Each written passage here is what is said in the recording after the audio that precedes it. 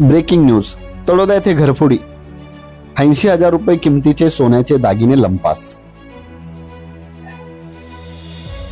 नमस्कार.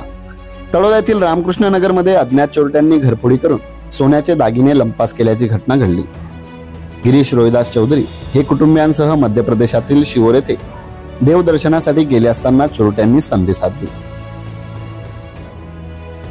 चौधरी कुटुंबीय 2 दिवस घराबाहेर असल्याचे पाहून चोरट्यांनी पहाटेच्या सुमारास घराचे कुलूप तोडून आत प्रवेश केला. त्यांनी कपाटातील 2.5 तोळ्याचे सोन्याचे पोत व 10 तोळ्याचे चांदीचे पैंजण लंपास केले. मात्र रोख रक्कम घरात नसल्याने ती सुरक्षित राहिली. घटनेची माहिती कळताच चौधरी यांनी तळोदा पोलीस ठाण्यात तक्रार दाखल केली. पोलीस उपनिरीक्षक राजू लोखंडे व त्यांच्या सहकाऱ्यांनी घटनास्थळी भेट देऊन पाहणी केली. या प्रकरणी गुन्हा नोंदवण्याची प्रक्रिया सुरू असून चोरट्यांचा शोध घेण्यासाठी तपास सुरू आहे. श्वान पथक व ठसे तज्ञांना प्राचारण करण्यात आले.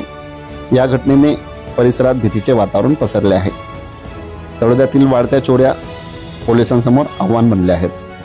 तातडीने चोरांचा बंदोबस्त करण्याची मागणी ग्रामस्थ करत आहेत.